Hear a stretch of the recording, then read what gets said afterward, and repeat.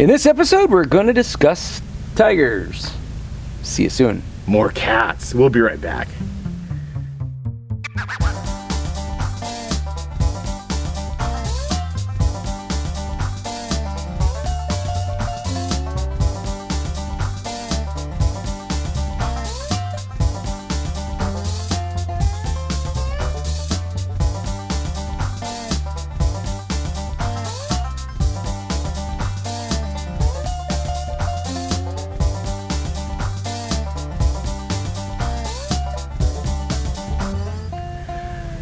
Hello folks, welcome back to Southern Oregon Safari. And we're the Buffalo Room. He's Hayden. Oh, you're Jerry. He's Jerry. I'm good. Hayden wants to talk to us. That never gets old. No. Hayden wants, there's so many ways you can say that to do the intro. Yeah, well, sorry. That's okay. Hayden wants to talk to us about tigers. You've worked extensively with your tiger. Well, tigers too. I mean, my career of, almost 40 years. It's crazy. I've worked many tigers in my life. I've had the pleasure to be around many individual tigers, and both males and females, and they've all been just really, they're just the coolest animal ever. I can't say enough how amazing those experiences were. So the male tiger is called the tiger, the female is called the tigress, and of course or tigger. Or tigress, yeah. Right, tigress. It depends, and potato, a baby. Potato. Yeah, and a baby is a cub. Just a cub, yep. Okay. Yep. And on poo, it's Tigger. Tigger poo. There's a poo right there. Yes, this is Ramses. Ramses the serval. He's a serval. So yeah, we covered serval in a previous episode. Exactly. Many tigers in my career. I had an amazing tiger that I had till she died of, well, she had cancer, but she was almost 20 years old, and which is, in the wild, 10 to 12, maybe 13 is about all they live, really, usually on average. Okay. You might find one live a little longer, but it's rare. In wild. In the wild. In captivity, everything lives longer because they're not battling the elements. They're not hunting for their food, so risking getting gored by an animal with sharp antlers or horns. Not, falling down a cliff trying to get to something. If you get arthritic, you still get food. If you get a bad tooth, you get it removed and still get fed. In the wild, obviously the wild is, everybody wants to think that the wild's perfect. It's not, and neither is captivity. But in captivity, we can give them veterinary care, and the fact that they're not fighting the elements, and they always have a good meal, high nutrition, much better nutrition, controlled nutrition, makes a tiger last a lot longer. And so they can go upwards of 20. I've seen 25-year-old tigers, but they're pretty decrepit. They start hitting 15 to 17, just like a house cat. You're starting to get arthritis, all those types of issues, bad teeth, little fatty tumors everywhere. So those are things you contend with. But my tiger wound up getting cancer of the elbow, oddly enough. Oh. She, somewhere along the line, it must have bumped her elbow hard enough where she had like a bursitis. She had this swelling in her elbow joint at about, I think she started probably about 12 years old. She got that on her elbow. And I want to say it was the right side. Yeah, the right side elbow. And over time, she lived a very healthy, fulfilled life, and she did everything, as normal. She wasn't in any pain, no pain at all.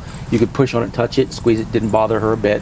But by the time she was about 17, it became cancerous. And by the time she was almost 19, it was, there was nothing we could do. I was going to amputate a leg at 19 years old. It was probably spread. Once you get in the bone like that, it's going to go through everything. So it was tragic and heartbreaking, but with all great things, nothing lasts forever. What was her name? Her name was Asia. And what kind of tiger was Asia? She was, well, in captivity, unfortunately, the ones that are in captivity, a lot of people that do those back in the day, there were a lot of people that were breeding them across the country.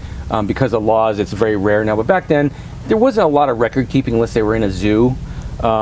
So a lot of people are mixing stuff, but there was the Siberian tiger. Most tigers you see in film work and people that train them, like the Bengal tiger, because they're a manageable size, they're not really large. Mm-hmm. They can go upwards of 300, 400 pounds, but that's a pretty big tiger.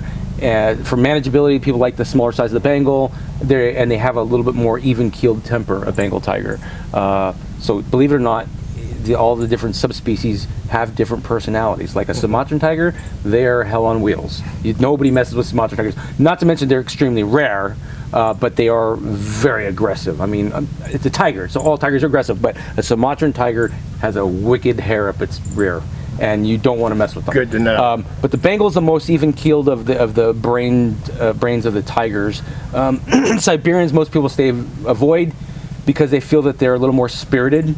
It's almost like the difference between a quarter horse and an Arab. I'd say the Bengal is more like a quarter horse. Okay. And the Siberian's more like an Arab. More spirited, a little more feisty, and a lot larger. Okay. You're talking anywhere, it's probably 15% larger on size. I mean, most female tigers, especially Bengals, don't get over 250 pounds. Okay. My girl was over 650 pounds. Whoa. She was a giant. Her head was like a teddy bear. She had a giant head. I mean, I'm only 5'7", but she, her head was up to here when she stood up straight, and her back was about there. She was a monster. And the Siberians seem to store more fat. They store fat in the tail. You'll see a lot more because it's an animal that comes from okay. So the Bengal is coming from a very humid tropical environment, and the Siberian's coming from a very cold, uninhabitable area. Yeah. The Siberian mountains through Russia and all that, and so you're talking wicked temperatures. They store a lot of fat in their underbelly, around their neck, in their tail. A Bengal tiger has a tail about that big around the base, right where, right above the anus. The tiger's tail is about that big, maybe the size of a dog, a big dog's tail.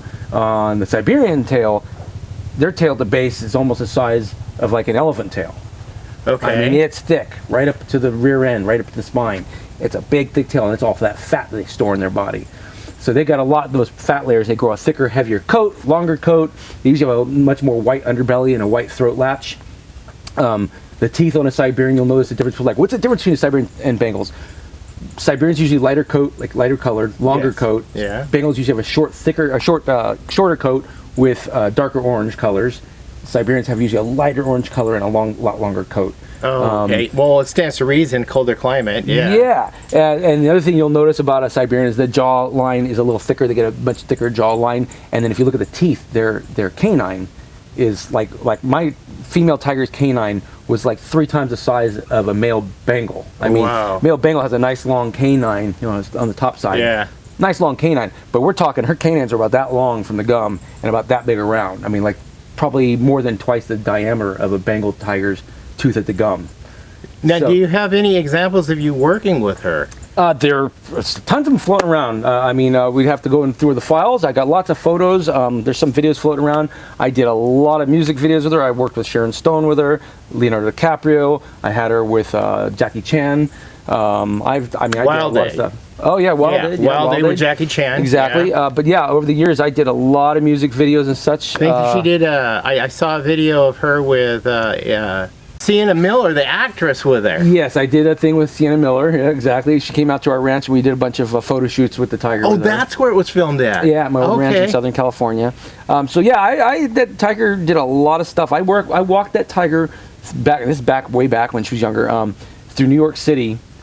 We spent a week going from to all of the. We were basically helping a company that creates dog food, and they also had a zoological diet food they were making for zoo animals. Oh. And so we were promoting their company, and we went and traveled all over New York and hit all of the news stations with a full-grown tiger, and I'm literally stopping in a truck outside of these buildings, like literally right in the middle of everything, right in the middle of New York City, all through Wall Street and all that, stepping the tiger out of the cage, walking her across the street, obviously with cops everywhere to block traffic, walking her into the building, putting her in the elevator, going up to the 40th, 50th floor of the Fox building and stuff, in a little elevator with her, and walk in, get on the studio floor, say a few things, let them video her for a minute, then load her back up in the truck, go to another location within New York area, and we did that all week long. Wow. I mean, she was amazing to work with. She was just such a good girl. Nothing bothered her.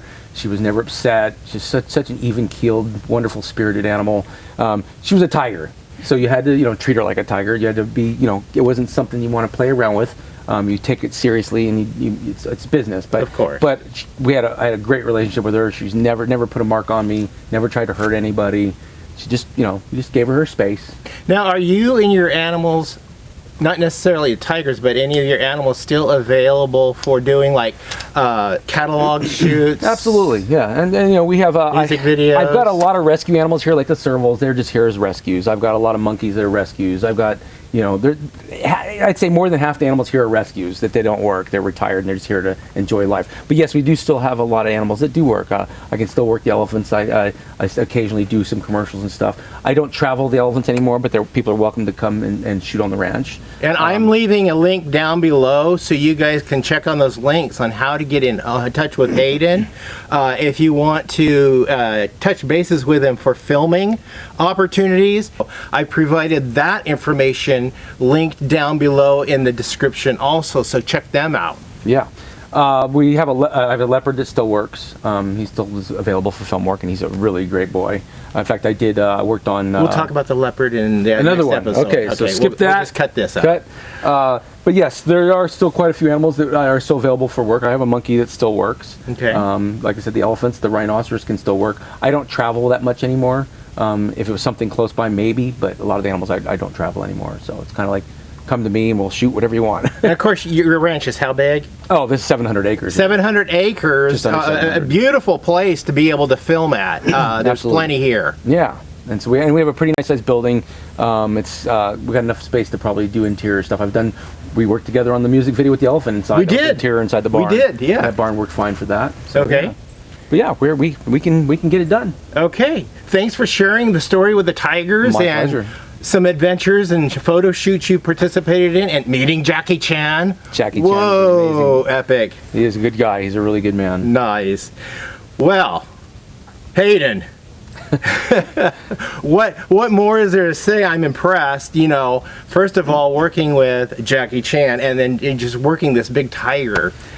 Yeah, it was a heck of an experience, really. I mean, like I said, you go in there to a stage. We also did fight science with her. I think I did some stuff for Deadliest Warrior with her. But yeah, a lot of different stuff. I worked on Buffy the Vampire Slayer with her. Okay. Yeah, we did some Buffy the Vampire Slayer. So yeah, some of the stuff dates you back a little bit, you know. Some of these shows have been gone for a while even. You can check out Hayden's IMDb, which is Internet Movie Database. Just type in Hayden's name, and you see a whole list of things that he's Unfortunately, it's never been updated. With. There's thousands of things that need to be added on there, but I just have never. Yeah, I was just on there this morning researching for this episode, and yeah, quite the impress. Not as big as my IMDb, but yeah. It needs to be worked on. Well, he's been in the industry active for many years. I've been in and out. Yeah, I got in about I think my first time I worked in film was about 1988. You were a zygote? I don't know about a zygote, but I was about 88 when I first started working on it. Because you're a lot younger than I am. Yes, I am. Well, I'm Jerry. I'm Hayden. And this is Southern Oregon Safari, where buffalo roam. Stay tuned for new episodes. We're going to talk about some more cats in the future episode. We'll see you soon. Bye-bye. Welcome back to the show, Southern Oregon Safaris. And today we're going to get into tigers. Ooh, we'll be right back. See you soon. Can we do that again, or is that okay? If you're comfortable with that, if you would not, is there a better way to do that, or should I just say we're next up in this episode? We're just going to talk about tigers. Yeah. Okay. Go ahead. In this episode, we're going to discuss tigers.